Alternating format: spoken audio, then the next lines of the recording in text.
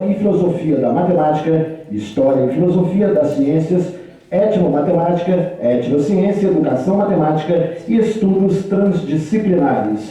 Com a palavra, o conferencista.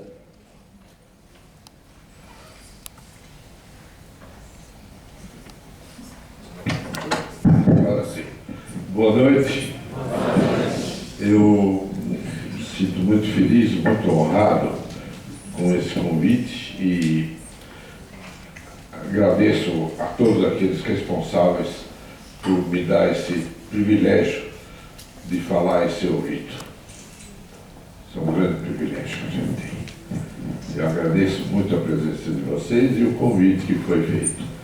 Eu vou sentar e o fato de eu estar aqui embaixo é que eu quero acompanhar o que aparece lá no computador e não ficar olhando o tempo todo para lá. Eu acho que muito apropriado sentar aqui. Só que eu preciso colocar minha conferência que está aqui no pendrive.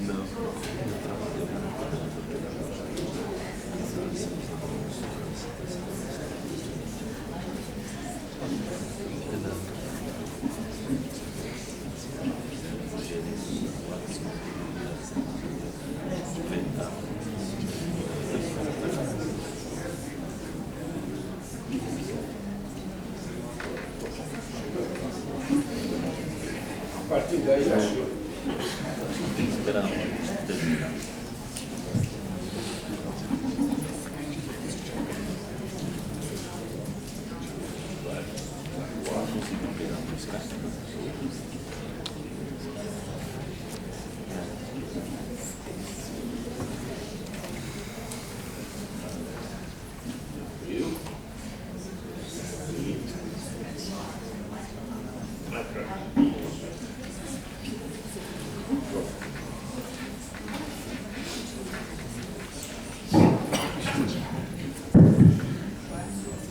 Repito o agradecimento por essa oportunidade e o tema, me deram a oportunidade de escolher o tema, e eu achei apropriado falar no bicentenário de Evaristo Galois. Logo no início do ano, eu fui convidado para uma conferência para falar do Evaristo Galois e gastei bastante tempo para poder entender o que há por trás desse gênio matemático. Eu não estudei, como quase todos que fizeram o curso de matemática, estudaram alguma teoria de Galois, sabem alguma coisa do que é teoria de Galois do ponto de vista matemático, mas poucos são especialistas nisso. Eu não sou especialista em teoria de Galois e mesmo os especialistas sabem pouco sobre o Evaristo Galois, a importância que ele tem em matemática e, mais do que matemática, como lição de vida. E nessa palestra eu vou falar mais sobre o Evaristo Galois como um indivíduo, um ser humano, que representa toda a angústia de uma época. E eu acho muito apropriado esse tema para uma conferência como esta. Esse é o nosso tema da conferência. Evaristo Galois, e vocês vejam pela idade, 1811 e 1832. Nós estamos agora comemorando o bicentenário, o ano do bicentenário de nascimento dele, e não tem data aqui, mas ele morreu antes de completar 21 anos. Morreu aos 20 anos. E nessa vida tão curta, ele deixou muitas importantes lições para todos nós. O que o Galois nos ensinou? Uma coisa, sobretudo, inconformismo. Era um jovem conformado com o status quo da matemática e ao abordar problemas tradicionais, como principalmente resolução de equações que vem desde a antiguidade, desde a Babilônia, desde a Grécia, na antiguidade, a gente encontra tentativas e o interesse em resolução de equações. E uma coisa que vem sendo trabalhada há 3.000 anos, o Galois apresenta uma ideia nova, uma direção nova de pesquisa que revolucionou a matemática. Esse é o Galois matemático, e eu vou falar pouco da sua matemática, por razões várias, inclusive o fato de eu não ser um especialista na teoria de Galois. E inconformismo com o status quo da sociedade. Ele radicalizou o seu comportamento para forçar a mudança de uma ordem social discricionária, uma ordem social arbitrária, uma ordem social opressiva, que era a monarquia francesa. Ele dedicou a sua vida a mudar aquela sociedade. Eu acho que isso é um exemplo muito, muito importante. E é mais sobre isso que eu vou falar. O seu pensar e o seu agir foram coerentes com o seu inconformismo. Assim eu vejo a lição que nos deixou o Évariste Galois. E é isso que constituiu o tema da minha fala. Évariste Galois nasceu no dia 25 de outubro de 1811. Ele era de uma família de classe média, uma família, veja, 1811, alguns anos depois da Revolução Francesa. O pai dele era uma pessoa muito coerente com as novas ideias que surgiram com a Revolução Francesa. Era um professor e diretor de uma escola, uma família de um nível razoavelmente alto.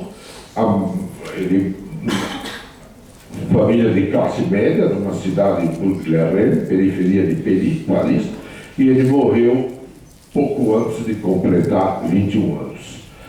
A morte dele foi em consequência de um duelo, e esse duelo mal explicado.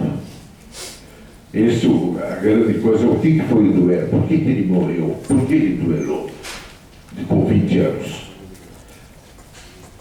Ele, como consequência desse duelo, ele morreu, foi sepultado numa vala comum e ninguém sabe aonde ele foi sepultado. Até hoje, o túmulo de Galois não existe. É impressionante esse fato. A vida curta e tão intensa, uma morte não bem explicada, e a importância da contribuição do Galois à matemática, com um tratamento muito inovador, de um tema central da época, como eu já disse, resolução de equações algébricas por radicais. Todo mundo lembra, para resolver uma equação de segundo grau, você escreve x é igual a menos b mais ou menos raiz quadrada, etc. Para uma equação de terceiro grau, você encontra uma fórmula também usando raízes. Para uma equação de quarto grau, você encontra uma fórmula usando raízes. Para uma equação de quinto grau, quer dizer, terceiro grau, quarto grau, eles conseguiram, gente como Cardano, Tartaglia, eles conseguiram fazer isso lá, 1500 e pouco, por aí, no século XVI. E insistiram, bom, se formos até o quarto grau, vamos até o quinto grau. E ninguém conseguiu achar uma fórmula com raiz para resolver uma equação de quinto grau.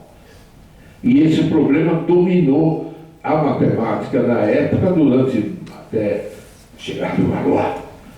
E o Galois não resolveu, mas mostrou, junto com um outro matemático, que também morreu muito cedo, chamado Niels Abel, um norueguês, morreu 27 anos, 25 anos por aí, acho que 27. Ele morreu cedo por uma doença, parece que foi doença tuberculose, alguma coisa assim, morreu cedo, e os dois, mais ou menos na mesma época, contemporâneos, conseguiram mostrar que não adianta procurar, que não é possível encontrar uma fórmula geral para a equação de quinto grau com uma radical. Então existem várias outras maneiras de abordar a equação de quinto, sexto, sétimo e daí para frente.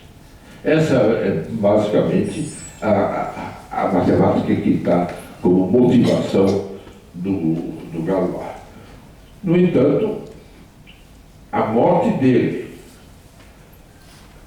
não explicada, deu origem a uma série de mitos, verdadeiros mitos. Por que será que ele morreu? O que será que aconteceu? Inclusive obras de ficção sobre isso. Se tornou um personagem maravilhoso para escrever ficção. E uma das obras muito importantes é de um escritor chamado John Sommerfeld. É um inglês que participou, marxista declarado, participou ativamente da Guerra Civil na Espanha e é reconhecido por ter escrito um dos melhores relatos da Guerra Civil na Espanha e escreveu alguma coisa muito, muito boa, principalmente um livro chamado May Day, um livro sobre política. Em 1952, ele resolveu escrever uma obra de ficção cujo personagem, Roger Constance, é o Évariste Galois. Então todos os nomes são trocados, etc., mas no epílogo ele diz: toda essa história foi inspirada pelo que a gente sabe sobre o Évariste Galois, baseado naquele livro que era conhecido, dado como a melhor referência sobre o Évariste Galois, que é um livro do historiador da matemática, um dos mais prestigiados historiadores da matemática do início do século XX, é o Eric Temple Bell. Pois bem, a biografia, a maneira como Temple Bell se refere a Galois e conta a vida e a morte de Galois é muito discutida. Em 1982, um outro historiador, Tony Rothman, publicou um artigo, e esse artigo, que contesta toda a história contada pelo Temple Bell, esse artigo mereceu um dos melhores prêmios que existe na Sociedade Americana de Matemática, que é o Writing Award da Mathematical Association of America, o Ford Writing Award, que é dado para artigos de altíssimo nível. Esse artigo ganhou esse prêmio e o que ele diz é devastador, o que o Tony Rothman diz. Ele diz, critica historiadores que falam do Galois, em particular ele critica o Freeman Dyson, que é um grande cientista, um grande físico, historiador, e o Fred Euler, que também é um grande cientista.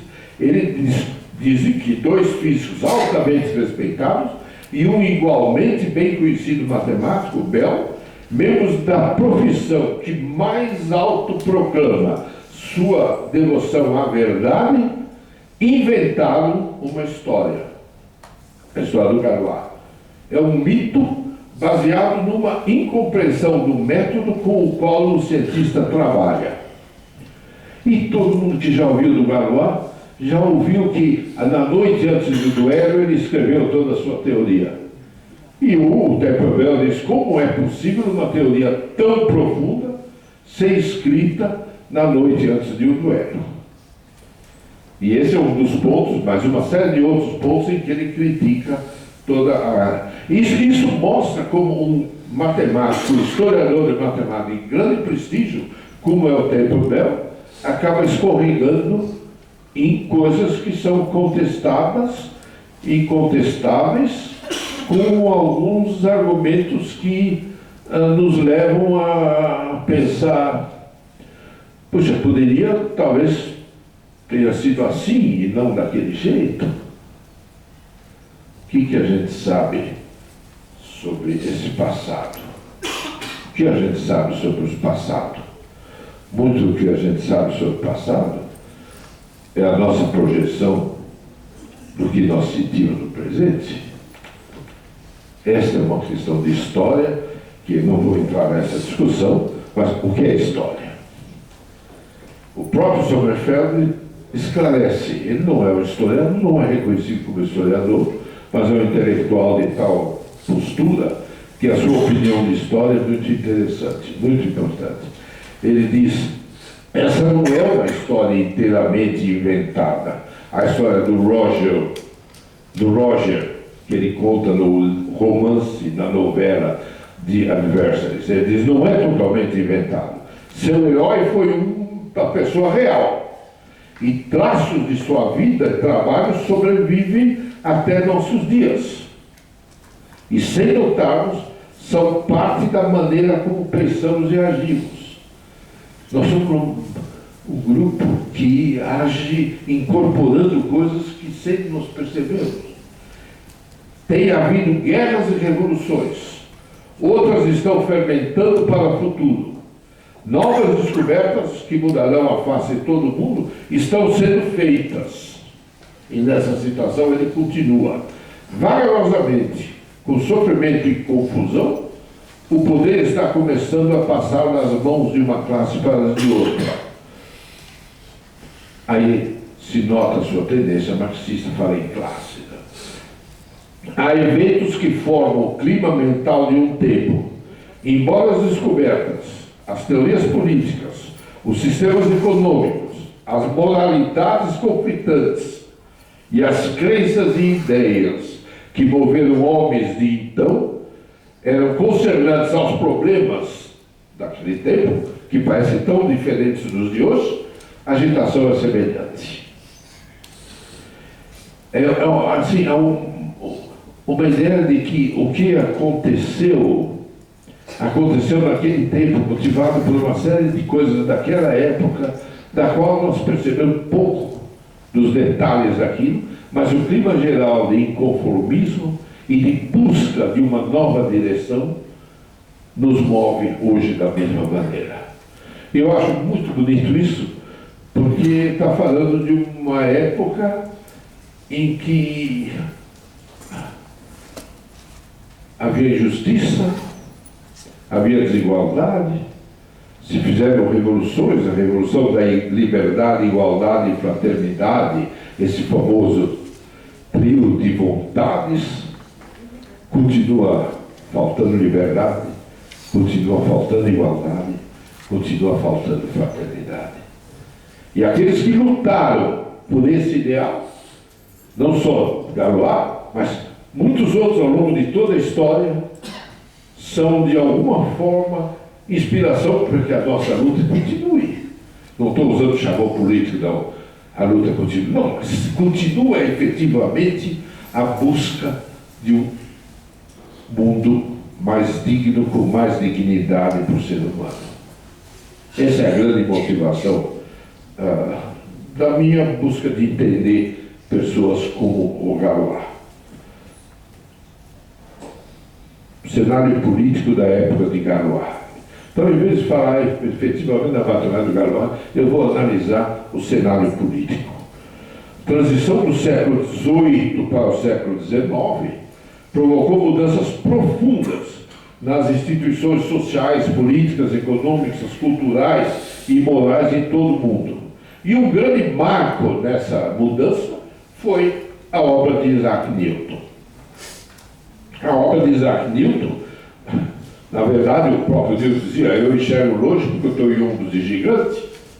A obra de Isaac Newton sintetiza tudo aquilo que vinha sendo pensado em procurar entender, conhecer fatos e fenômenos naturais e procurar dar alguma maneira de se saber o que poderia acontecer no curso dos acontecimentos, focalizados na natureza, por isso é filosofia naturais, mas com repercussões no social e no político, no econômico, etc. A obra do Newton foi marcante. E uma das coisas muito importantes da obra, algumas das coisas importantes, muito importantes da obra do Newton, foram algumas revoluções. Das grandes mudanças eu destaco a Revolução Industrial, que efetivamente resulta de toda a colaboração de Newton. Quando eu falo Newton, estou incluindo aí todos aqueles outros, Leibniz e Euler, todos os que conviviam naquela época e que faziam uma ciência muito avançada e que possibilitaram uma aplicação tão importante quanto a máquina a vapor, que deflagrou aquilo que a gente chama Revolução Industrial. Essa Revolução Industrial mudou, inclusive, a maneira como indivíduos consideram outros indivíduos, por exemplo, na questão da escravatura e coisas assim. Uma revolução importantíssima, que também teve forte inspiração no Newton, é a Revolução Americana. E o que representou a Revolução Americana? Basicamente, a rejeição do absolutismo monárquico e um retorno ao ideal republicano. Quer dizer, os Estados Unidos fazem a Revolução, a Guerra Civil, a independência, lutando, nenhum deles disse, bom, agora o rei fico eu. Nenhum deles. E se implantou um sistema onde o representante, aquela figura máxima na administração da nação, é eleita pelo povo. Esse é um momento importantíssimo. Claro, aí se discute, o conceito de povo era outro, o conceito de cidadania era outro. São detalhes, mas a ideia de que não há um poder absoluto que se mantém, que é o poder monárquico, se mantém por traços familiares e coisas desse tipo. Isto é a grande contribuição, a grande importância da Revolução Americana, que está dentro daquele ideal republicano. Não temos mais rei, temos presidente. E a Revolução Francesa, que também recebeu enorme influência do Newton, muita influência também da Revolução Americana, que é o reconhecimento de direitos humanos sintetizados em liberdade, igualdade e fraternidade. Isso é maravilha. Se a gente pudesse ter efetivamente isso acontecendo, não só na nossa sociedade, mas em toda a humanidade. Esse é o grande sonho que a gente tem. As pessoas praticando liberdade, igualdade e fraternidade. Sintetiza tudo. Claro, nós sabemos que tudo isso, a ideia é muito boa, houve progresso, mas ainda está longe da efetivação. Os ideais da Revolução Americana atingiram a Europa e atingiram as colônias de Portugal e da Espanha nas Américas. De fato, um pouco depois da Revolução Americana, começam a sair as outras revoluções em todos os países das Américas. Sempre com o ideal republicano, nenhum deles, com exceção do Haiti, os outros todos, nenhum fez a revolução para dizer eu vou ficar agora o rei no lugar do rei da Espanha, ou eu vou ficar o rei no lugar do rei de Portugal. A ideia era republicana, e a gente entende bem que, quando a gente lê todas as declarações de independência, é um ideal republicano que está por lá. De fato, esse ideal republicano é consequência do que se passava na Inglaterra. E um grande historiador, Herbert Aptheker, ele diz que a Revolução Americana, na verdade, foi uma revolução da sociedade inglesa que estava do lado de lá do Atlântico, de um grupo da sociedade inglesa, que é o ideal republicano.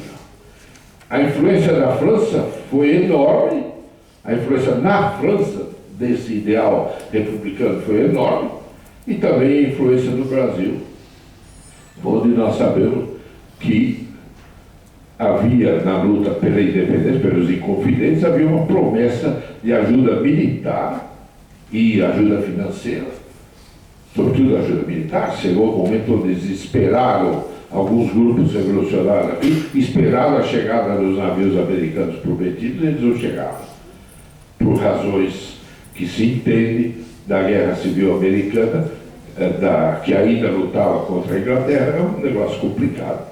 Mas havia essa vontade de proclamar uma república aqui. Eu vou fazer um parênteses. Não vou falar mais do Galois por um pouco. Por que nós estamos aqui em São João del Rei? O que tem a ver? Por que interessante falar desse bicentenário de São João de Galois, de São João del Rei? Como é que São João del Rei pode entrar nessa história? Provavelmente nunca aqui em São João del Rei, nessa época, havia ouvido falar em Galois, porque o Galois nem tinha nascido. Se ouvia falar de muita matemática. Mas foi um momento, se teve a Revolução Americana, teve a Revolução Francesa, teve aqui uma revolução abortada, que foi a Inconfidência Mineira. Foi o movimento das classes mais abastadas de Minas Gerais. Também nos Estados Unidos, o movimento é liderado pelas classes mais abastadas dos Estados Unidos. Nas revoluções, também em toda a América Latina, as classes mais abastadas tiveram um papel importantíssimo nessa luta pela independência. E, principalmente por razões econômicas. Uma taxação enorme e, sobretudo, uma proibição de produção de bens de consumo nos países colonizados. Isso, não vou entrar em detalhe nisso, mas há estudos muito interessantes sobre como essa indústria nascente nos países colonizados foi determinante, uma força muito grande nas lutas pela independência. Estudos muito bons sobre isso. Então, houve aqui essa Inconfidência Mineira, que foi uma tentativa também de se libertar de Portugal, sobretudo da pressão econômica exercida. Os inconfidentes fizeram o movimento, a bandeira é essa, a vermelha é de agora, mas naquela época a bandeira era verde. Liberdade, ainda que seja tarde, ainda tardia. Essa é a bandeira que até hoje se mantém como bandeira do Estado de Minas Gerais, não é? Só que é vermelha. Essa aqui, esse triângulo é vermelho. Essa é a bandeira dos inconfidentes. Em junho de 89, pouco antes da queda da Bastilha, olha, 89 foi a queda da Bastilha. O governador de Minas Gerais, aqui, Luiz Antônio Furtado de Castro Rio, de Mendonça e Faro, Visconde de Barbacena, decretou a devassa. Devassa é uma coisa muito forte que pega passa por cima de toda a legislação e pode prender qualquer um e fazer coisas as mais violentas. E com essa devassa, ele desmantela a Inconfidência Mineira, que estava se preparando como alguma coisa parecida com o que aconteceu nos Estados Unidos. Vários inconfidentes foram presos, muitos condenados à morte. O único a ser executado foi o Tiradentes. Na verdade, nós temos aí um indivíduo que é executado, que morre por uma causa política, não por decisão dele, mas ele foi preso e o sacrifício dele por uma causa política. Ele assumiu a responsabilidade e todos os outros tiveram a pena comutada. Todos eram intelectuais de renome. Dentre os que tiveram a pena comutada, nós temos o Alvarenga Peixoto, graduado em louvor pela Universidade de Coimbra, senador por São João del Rei. Então nós estamos aqui em São João del Rei. Lembrando esse Alvarenga Peixoto, que depois foi degradado e morreu em Angola, na prisão. Ele era casado também com uma intelectual, poetisa, inconfidente também, que era a Bárbara Eleonora Guilhermina Silveira, nascida aqui em São João del Rei. Então São João del Rei tem esse papel muito importante nesse momento assim, geral, onde se pensa em uma nova ordem política e social. Essa é a Bárbara Eleonora. Quem quiser saber mais alguma coisa, eu tirei essa foto hoje de manhã, em frente à biblioteca onde a estátua dela está lá. Provavelmente nessa biblioteca não haverá nada sobre Galois, mas o espírito provavelmente rescito esse espírito quando chegarem lá, porque é uma inconfidente também que lutou pela mesma causa do Galois. Volto ao Galois. Então, isso foi só um parênteses para nos lembrar que nós estamos em São João del Rei, uma cidade encantadora e tão acolhedora. Voltamos à França. A situação na França é confusa. Em 89, a queda da Bastilha, proclamação da Primeira República, levou algum tempo para proclamar a República, uma hesitação muito grande em proclamar a República, isso é importante a gente perceber. O rei foi executado só 4 anos depois, e acabou a dinastia Bourbon com a corte da cabeça do Luís XVI. Mas pouco depois a República caiu. Não deu certo. Não funcionou. Não conseguiram se organizar. E aí aparece um homem forte, toma o poder e volta à monarquia. Não é uma monarquia de dinastia Bourbon, nem de nenhuma dinastia, mas é a monarquia, é o Napoleão I se proclamando imperador. Isto tem como consequência muito forte a coisa na Península Ibérica.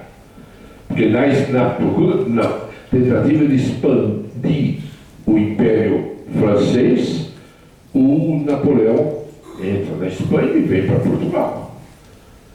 Então, nessa expansão napoleônica, a família real portuguesa decide vir para o Brasil, em 1808.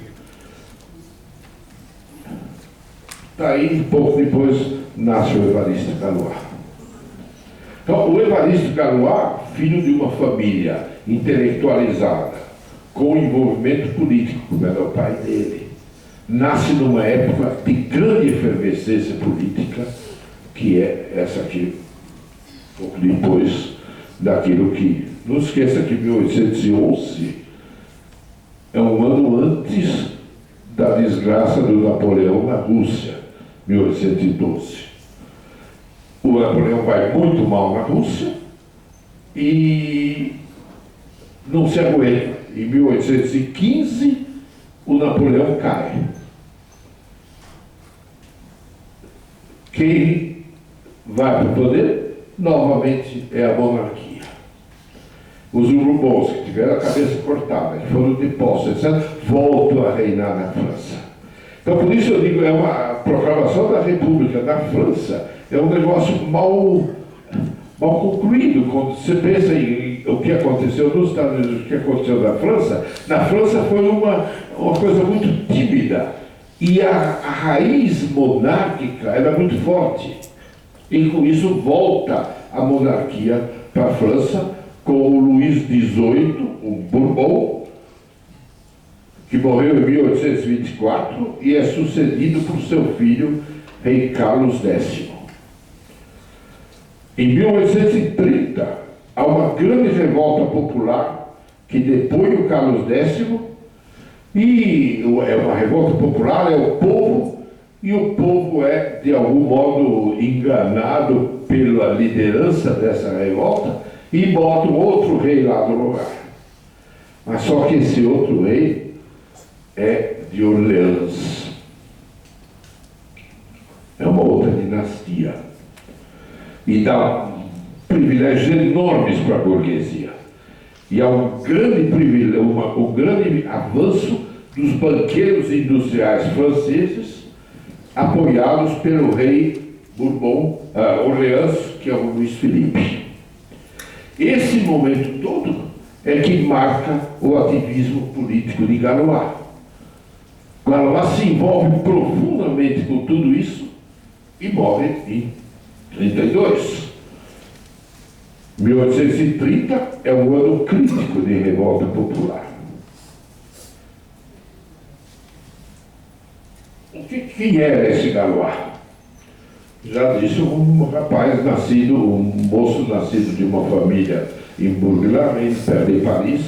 Ele vai para a escola. Pai, Ele foi educado em casa, unido da família, permitia que ele fosse educado em casa, tivesse uma educação esmerada até os 12 anos pela mãe.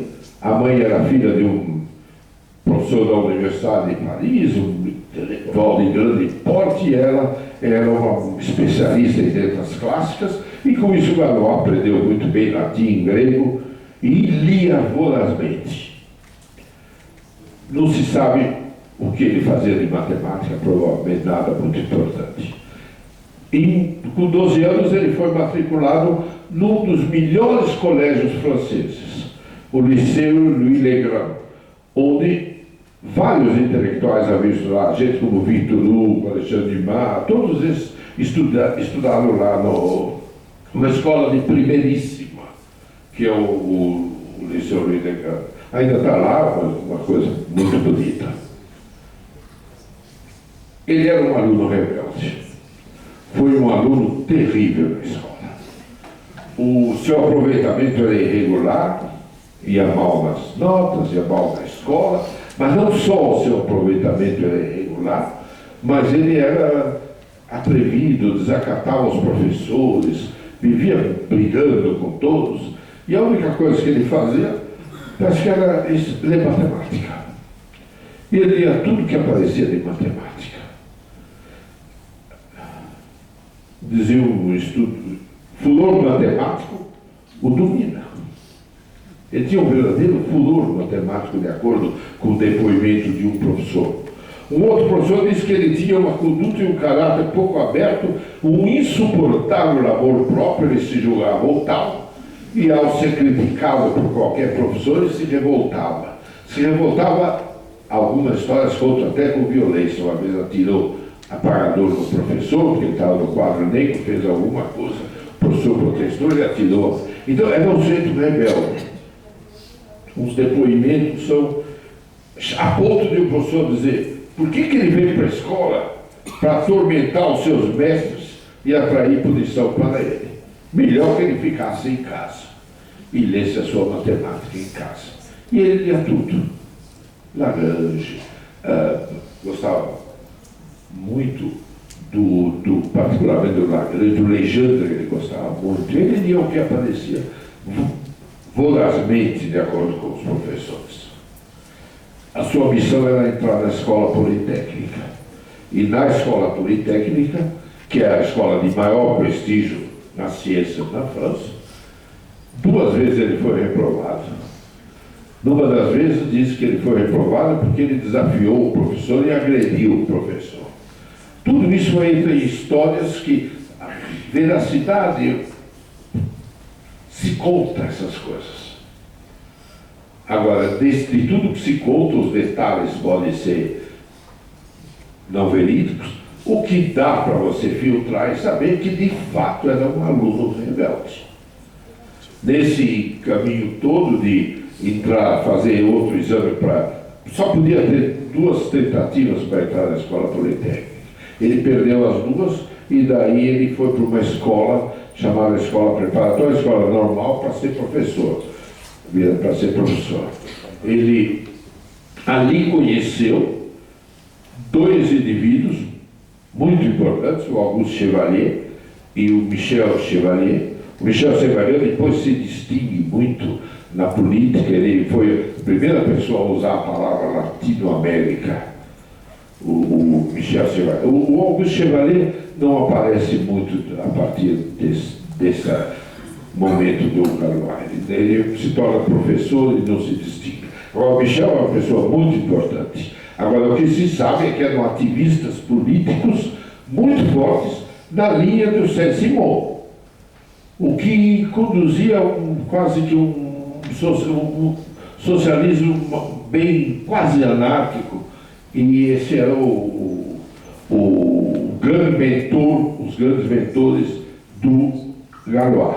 E aí ele começa a sua iniciação política na escola preparatória.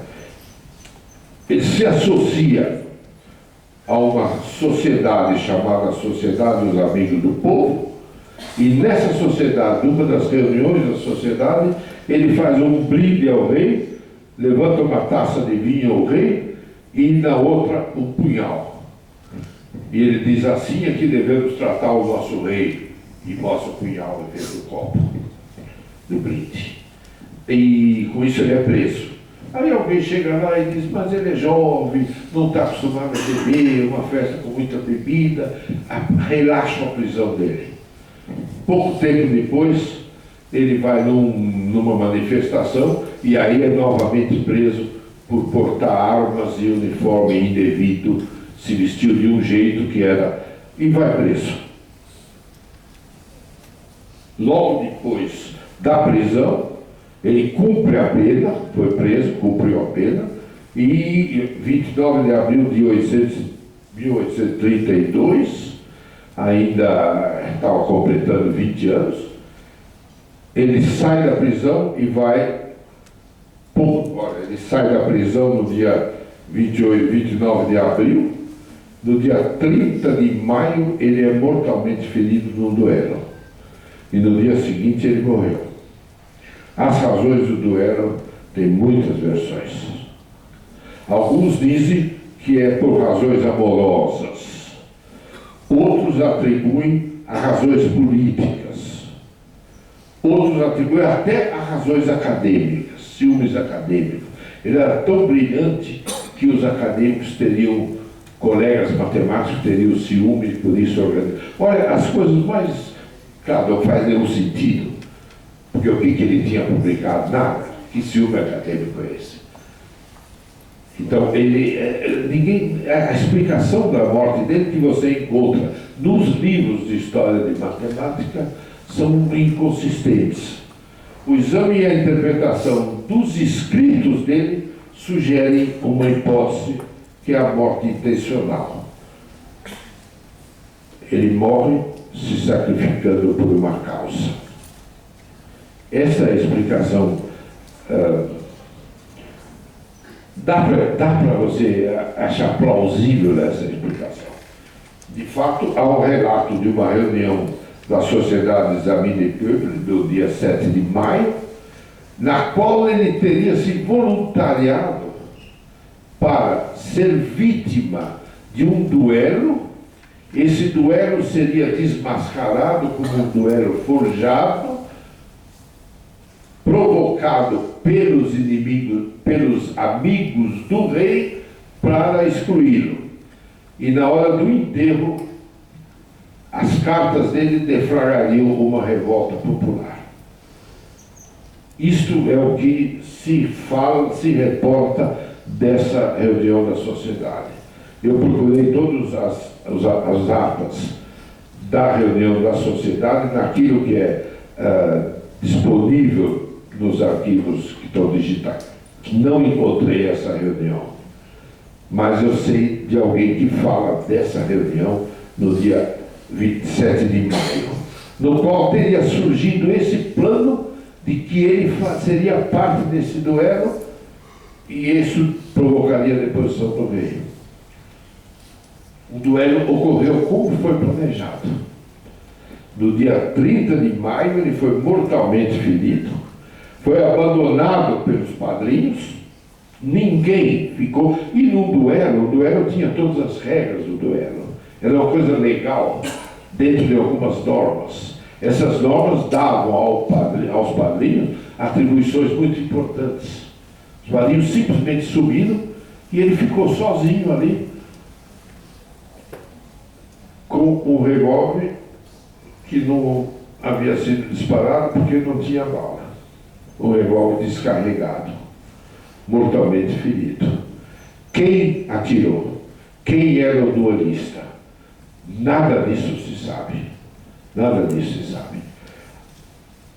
Ele não estava morto, um transeunte passando viu aquele corpo, levou para o hospital, e o que se diz no hospital é que o irmão foi avisado, logo foi lá, e ele teria dito ao irmão: não chore, eu preciso de muita coragem para morrer com 20 anos. Essa frase, de algum modo, diz: eu sou corajoso para procurar essa morte. Essa é uma interpretação. Ele escreveu 2 cartas, que foram facilmente achadas, as cartas estavam ali, visíveis logo na casa dele. Essas cartas eram endereçadas aos republicanos, e uma delas para ser povo da França, etc., insinuando que a morte era tramada pelos partidários do rei. Esse é o plano. Foram para o enterro. Quando eles foram para o enterro, houve um esvaziamento do enterro, porque começou uma revolta popular em Paris, provocada por uma coisa que nada tinha a ver com o Galois. E todo mundo foi para essa outra revolta. Fizeram as barricadas, a célebre revolta das ruas. Essa revolta é o objeto do romance Os Miseráveis, do Victor Hugo. Essa revolta de junho, porque ele morreu 31 de maio, a revolta começa em junho, que foi logo sufocada. Havia muita gente, a carta foi lida, mas na hora de começar a ler a carta ele sumiu. Todo o povo sumiu. E ele ficou lá sozinho, nem se sabe onde ele foi enterrado. Nem se sabe onde ele foi enterrado. Morte em vão, e nada interferiu no processo político francês. Naquela hora, como eu disse, havia uma outra revolta. A revolta foi rapidamente sufocada, e nessa revolta sufocada, o rei ganhou mais poder. Os poderes foram ampliados. Isso está no livro essa revolta está no livro do Victor Hugo. Esse, então, é a morte do Galois, a morte inglória, sem nenhuma consequência. Morreu em vão. Morreu em vão. Bom, deixou uma obra matemática. E aí entra uma coisa muito interessante. Que obra matemática ele deixou? Como a gente sabe o que ele deixou? Um pouco antes da morte de Galois, pouco depois da morte do Galois, a mãe dele foi arrumar o apartamento dele e encontrou lá uma carta e vários papéis. Vários papéis. Essa carta era endereçada ao grande amigo Auguste Chevalier. A carta foi escrita na noite, na véspera do duelo, uma carta de mais ou menos 4, 5 páginas, e um monte de rascunhos, um monte de rabiscos que não haviam sido feitos naquela noite. Nessa carta, o Galois pede alguma coisa para o amigo, explica o que está no conteúdo daqueles papéis todos que ele deixa. Mais ou menos ele diz: esses papéis cuidam disso, disso, disso. Por favor, publique essa carta na Revue Encyclopédique. Nem fala no duelo, isso na noite anterior ao duelo. O que leva a crer que, de fato, o duelo era parte de um plano do qual Auguste Chevalier não participava. Outras cartas escritas uns dias antes também mostram, não falam nada do duelo para o Chevalier, enquanto para outros há referência ao duelo. Isso é uma das coisas que dizem: se o Auguste Chevalier soubesse, teria dissuadido. Os outros não. A carta na Revue Encyclopédique, aí eu estou falando agora do Galois matemático. A carta é como um testamento científico. Ele dizia o que ele havia feito como matemático, resumia o que estava nos manuscritos e pede para publicar nessa Revue Encyclopédique. O que é essa revista? Eu já vou falar. Nesse mesmo número, o Auguste Chevalier fez a vontade do amigo, publicou a revista, e ele mesmo escreveu um necrológio longo em que ele conta, é a primeira biografia do Galois, que é descartada até recentemente. Toda a biografia do Galois, essa que foi a primeira, não foi notada. O próprio Liouville diz: não, a biografia é escrita por um amigo que está emocionado pela vida dele. A carta não aparece. Mas aí é a primeira biografia, e muito do que eu falei aparece nessa necrologia feita pelo Auguste Chevalier. É uma carta interessante de ser lida. A revista Enciclopédique é aqui onde se publica, e Chevalier pega os outros papéis e tem uma grande dificuldade para entender o que estava escrito. A indisciplina do Galois também se manifestava na maneira como ele escrevia. O Chevalier põe ordem nesse manuscrito, uma certa ordem, e entrega isso para o Liouville.